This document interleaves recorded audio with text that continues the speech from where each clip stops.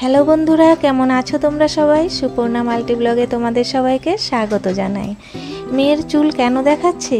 কারণ ও দুদিন পর এখানে এসেছে চুল কাটার জন্য। এখানে খাবেও না কিন্তু, কারণ ও জন্মাষ্টমী করবে, তার জন্য নিরামিষ খাচ্ছে।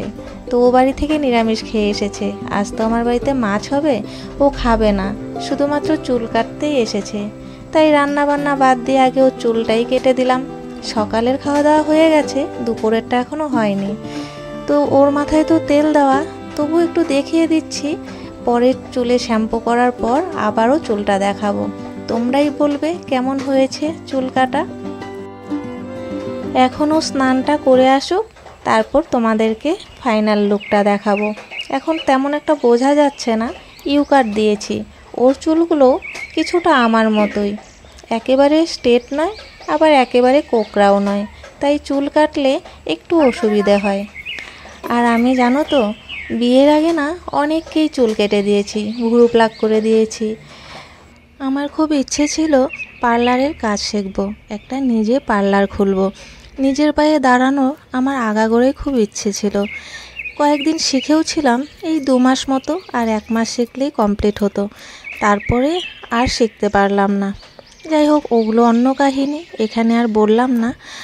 তো আমার কোনো কিছুই কোনো দিন কমপ্লিট হয়নি। এই ইউটিউব চ্যানেল খুলেছি, এটাও কমপ্লিট হবে কি না জানি না। তো চলো, এখন এই গর্তের মধ্যে চুলগুলো পুঁতে রাখবো। যেখানে সেখানে চুল ছড়িয়ে থাকলে সেটা কাক পাখিতে নিয়ে গেলে নাকি চুল উঠে যায়। তুই কি লিপস্টিক দিছিস নাকি? না দিছিস? ওর এই অভ্যেসটার জন্য প্রায়শই ওর বাবার কাছে বকা খায়। এমনিতে কিন্তু সায়না সাজগোজ বেশি একটা পছন্দ করে না, ও সাজার মধ্যে এই লিপস্টিক দেওয়াটাই খুব প্রিয়। আর অল্প চুল বাঁধবে ব্যাস, এর বেশি ও সাজতে পছন্দ করে না। চুলটা শুকিয়ে যাওয়াতে বেশ ভালোই লাগছে কিন্তু। তো তখন তো ভিজে ছিল চুলটা, বোঝা যাচ্ছিল না, এখন কিন্তু বেশ ভালোই লাগছে। আর ওকে দেখে বুঝতেই পারছো, ওরও খুব পছন্দ হয়েছে চুল কাটা। তবে ও বেবি ছাড় দিতে চেয়েছিল, ওই যে সামনের দিকে ডল পুতুলের মতো কাটা। তো আমি বললাম ওভাবে কাটতে হবে না, স্কুলে যাস তো, আবার ম্যাম দেখলে হয়তো বকা দেবে। আজ না মেয়েটার জন্য খুব খারাপ লাগছে। এমন দিনে এলো, আজকে এত সুন্দর মাছ এনেছে, আর মাছ ভাজা খেতেও খুব ভালোবাসে। ওকে বারবার বললাম উপোস করতে হবে না, খেয়ে নে, কিন্তু না, ও কিছুতেই মানলো না। ও ঠাকুরের প্রতি এতটাই ভক্তি, ওর কিন্তু সামনে মাছ খেলেও ওর তখন লোভ লাগে না। এই জিনিসটা আমার ভালোই লাগে। ওই দেখো, বাবা আর মেয়েতে মিলে ও বাড়ি চলে যাচ্ছে, ঠাম্মির ওখানে খাবে, ওখানে নিরামিষ হচ্ছে। চলে এলাম রান্নাঘরে, আর এখানে দেখো একটু টমেটো বাটা, একটু পেঁয়াজ বাটা, একটু লঙ্কা বাটা, আর একটু আদা বাটা দিয়ে এই মাছের কালিয়াটা করে নিয়েছি। তার মধ্যে একটু বিলেতি ধনেপাতা দিয়েছি। এখন তো ধনেপাতার সিজন নয়, আর বাড়িতেই বিলেতি ধনেপাতা গাছ ছিল, তার জন্য একটু ধনেপাতা দিয়ে দিলে এই রেসিপিটা আরও ভালো লাগে। আমার শ্বশুরবাড়িতে মাছে কিন্তু পেঁয়াজ খায় না, কিন্তু এই যে পেঁয়াজ দিয়ে রেসিপিটা বললাম, এটা কিন্তু দুর্দান্ত খেতে হয়। আমার বর কিন্তু এটা খুব ভালোবাসে। চলে এলাম পরের দিন, আজ জন্মাষ্টমী। আর এখন আমি রাতের বেলায় চলে যাচ্ছি মাসি শাশুড়ির বাড়িতে। একটু মনে ভয় করছে ওই আরজিকরের কাণ্ডটা, ওটা ভেবে। তবে এখানে ঠাকুরের এখানে এসে ভয়টা একটু দূর হয়ে গেছে। যদিও আমাদের ফালাকাটা এতটাও খতরনাক হয়নি, তবুও কেন জানি একটা ভয় কাজ করে। দেখো কি সুন্দর সাজিয়েছে মন্দিরটা, এত সুন্দর সাজিয়েছে, ভাবলাম একটু ঢুকে ভিডিও করি।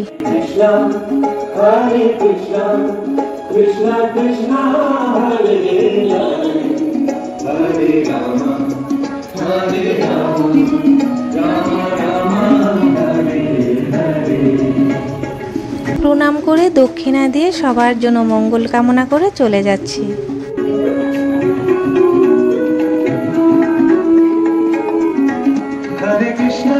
মাসি শাশুড়ি বাড়িতে চলে এসেছি। এটা হচ্ছে নিচতলা, এখানেই সবাই রয়েছে দেখতে পাচ্ছি। তবে শাশুড়ি মা এবং যারা উপোস আছে তারা উপরেই আছে। তো এই দেখো, একতলা পার হয়ে এখন আমরা চলে যাচ্ছি দোতলায়। তো দোতলাটা দেখছি অন্ধকার, তাই এখন আর তোমাদের এটা দেখাবো না, পরে এসে দেখাবো। এখন আমরা চলে যাচ্ছি 3 তলায়। তিনতলাতেই মাসি শাশুড়ির ঠাকুর ঘর।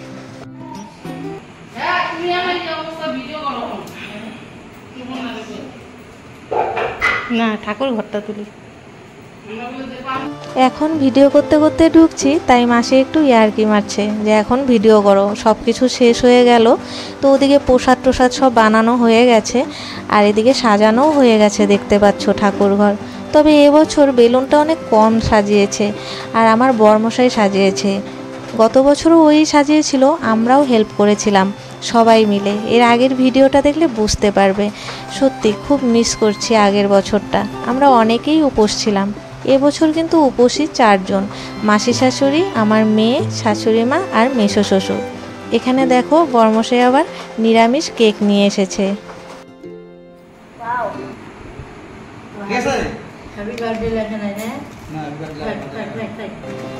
শাশুড়ি মা জিজ্ঞেস করছিল হ্যাপি বার্থডে কেন লেখা নেই, আসলে ওটা তো অর্ডার করা নয়, তার জন্য।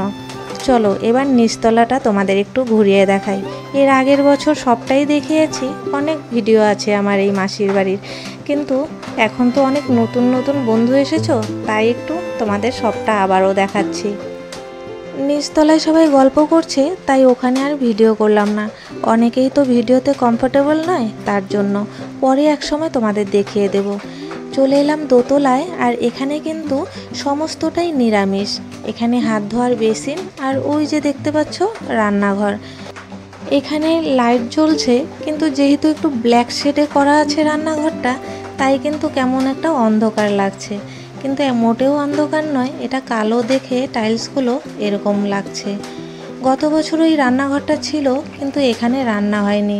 মানে ওই যে জন্মাষ্টমীতে যেসব দেওয়া হয় না, তালের বড়া, ক্ষীর, ছানা, সেই সব কিছু এবছর এখানেই করা হয়েছে।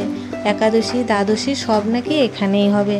তবে গত বছর আমরা অনেকেই উপোস ছিলাম, আগেই বলেছি, অনেক লোক ছিলাম সবাই, কিন্তু তখন আর এই রান্নাঘরে কিছু করা হয়নি। ওপরতলায় যে ভোগঘর সেখানেই হয়েছে। তো এবছর কারা কারা আমরা উপোস থাকতে পারিনি বলো তো? আমরা 3 যা, আমার নিজের যা, আর এবাড়ির যে মাসি শাশুড়ির ছেলে বউ সে। তো এই 3 জন গত বছর উপোস ছিলাম, এবছর আর থাকতে পারিনি। তো চলো এবার আমরা যাই উপরতলায়। এখানে ওপরতলায় সবাই বসে আমরা আড্ডা দিচ্ছি, কখন সময় হবে, তারপর গোপালের স্নান হবে। রাত 12টায় গোপালের স্নান, তো তার জন্য ওই দেখো শাশুড়িমা ওখানে পিঁড়ি মাথায় দিয়ে শুয়ে পড়েছে, বিছানায় যাওয়া যাবে না। আর এদিকে সমস্তই রেডি হয়ে গেছে, সায়নাকে কি সুন্দর তিলক পরিয়ে দিয়েছে।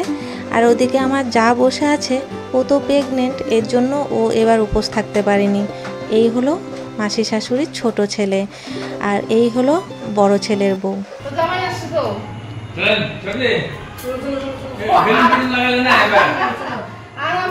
দেখে নিশ্চয়ই বুঝতে পারছো, ইনি আমার মেসো শ্বশুর, আর উনি হলো আমার মাসি শাশুড়ি। এবছর আমি উপোস থাকতে পারিনি, এর কারণ হলো আমার ওই অসুস্থতা, শরীর এখনও কিন্তু দুর্বল রয়েছে, প্রচুর ওষুধ খেতে হচ্ছে, তাই আর আমি উপোস থাকতে পারলাম না। আর স্নান হবে এই বেলকনিতে, কারণ গোপালের স্নান ঘরে হয় না। আর যদি আমার শ্বশুর বাড়িতে হতো তখন কিন্তু তুলসীতলায় হতো, আর এই বেলকনিতে তুলসীতলা নেই, কিন্তু এই জায়গাতে গত বছরও স্নান হয়েছে। মাসির বাড়ি এই দোতলা যখন থেকে হয়েছে, তখন থেকে কিন্তু এখানেই জন্মাষ্টমী পালন হচ্ছে, মানে এই 2 বছর ধরে। তার আগে আমার শ্বশুর বাড়িতে হতো, আর তখন তো আমি ভিডিও করতাম না, তাই কিন্তু তোমাদের সেই ভিডিও দিতে পারিনি। কিন্তু এখানকার ভিডিও কিন্তু গত বছরেরটা রয়েছে। তো এখন চলো গোপালের স্নান শুরু হবে।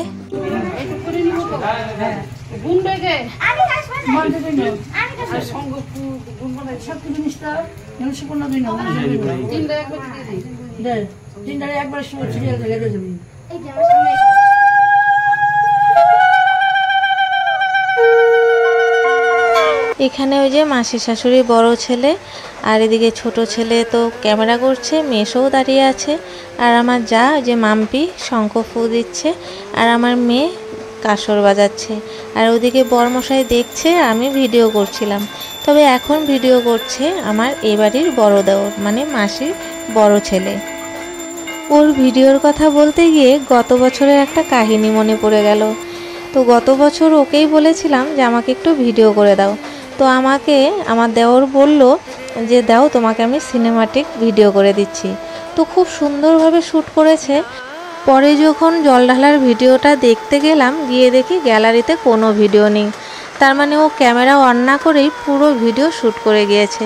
কি আর করার, মনটা খারাপ হয়ে গেল। গত বছরও আমাদের জল ঢালার কোনো ভিডিও পাবে না।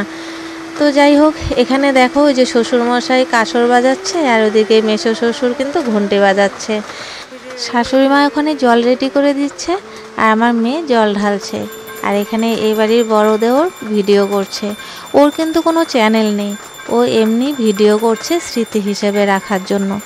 আগে যখন আমারও কোনো চ্যানেল ছিল না, আমিও কিন্তু এভাবে ভিডিও করতাম, সব কিছু নিজের স্মৃতি হিসেবে রাখার জন্য। তোমার সর্দি লাগবে এখন, দাঁড়াও। হ্যাঁ, লেবু তো নাই, লেবু আনবি নি কালকে? কেন, শরবত খাওয়াবি?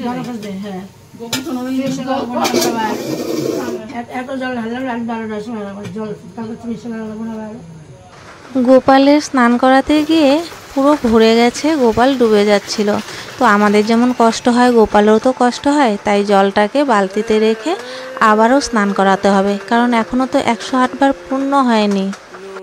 আর এত রাতে এত জল দিয়ে স্নান করানো হচ্ছে বলে শাশুড়িমা বলছে লেবু দিয়ে শরবত করে দেবে গোপালকে। শাড়ি পরলে দেখতে বেশ ভালোই লাগে।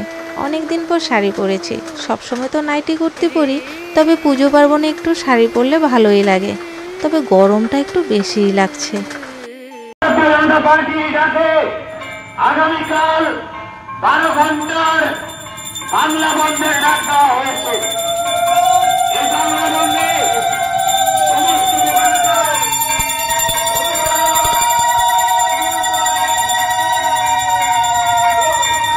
আরজিকর কাণ্ডে কাল বাংলা বন্ধে গেছে, সেটাই মাইকিং করে গেল। সত্যি কবে যে বিচার পাবো আমরা, আর ভালো লাগছে না। যতই দিন যাচ্ছে ততই যেন মনে হচ্ছে আর হয়তো কিছু হবে না। তবে এই কথাটা আমি বিশ্বাস করি, যখন পাপের ঘরা কারো পূর্ণ হয় তখন তাকে শাস্তি পেতেই হয়। আর আজকে ভগবানের কাছে এটাই প্রার্থনা করি, যারা এই পাপ করেছে তাদের অবশ্যই শাস্তি দিও তুমি। 3 জন গোপালের স্নান শেষ, 3 জন মিলে তাদেরকে মুছিয়ে রেডি করে নিচ্ছে। আরও একজন গোপাল আছে, 4 জন গোপাল এসেছে মাসির বাড়িতে। তাদের সবার সঙ্গে তোমাদের পরিচয় করিয়ে দিব। দেখ এটার থেকে এটা কত বড়, কেন একটা আইডিয়া নাই এত বড় একটা মালা নিয়ে আসছে।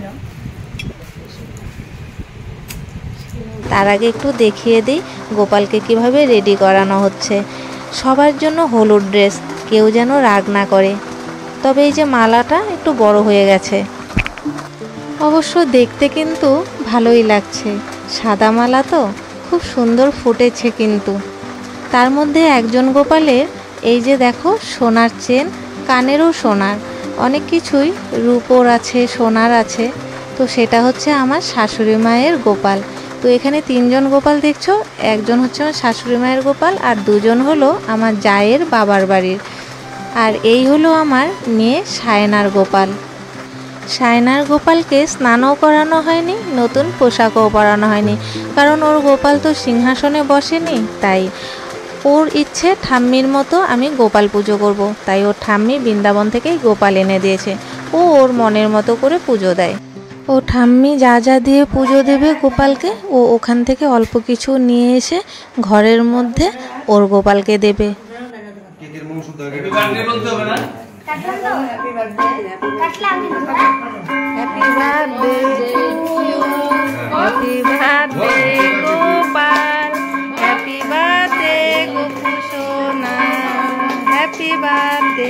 গোপু সোনা কেক খেয়ে নিল, এবার শাশুড়ি মা পুজো করবে।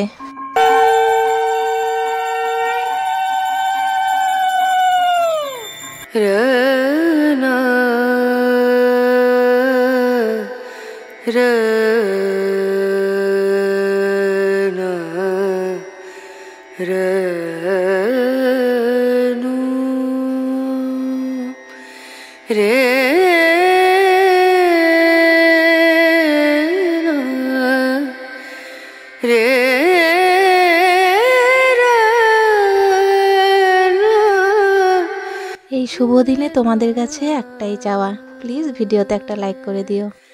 ভিডিওটা এমনিতেই অনেক বড় হয়ে গেছে, তাই আর বড় করলাম না। প্রসাদে অনেক কিছুই ছিল, সেটা তোমাদের দেখাতে পারিনি। নানা রকমের ফল, তালের পিঠে, তালের ক্ষীর, দুধের ক্ষীর, কেক, এসব খেয়েই পেট ভরে গিয়েছিল। তারপরেও আবার এখানেই থেকে গিয়েছি, ভাতও খেয়েছি, সারা রাত জেগেছি, সবজিও কেটেছি। তো চলো এবার বিদায় নেওয়ার পালা। টাটা।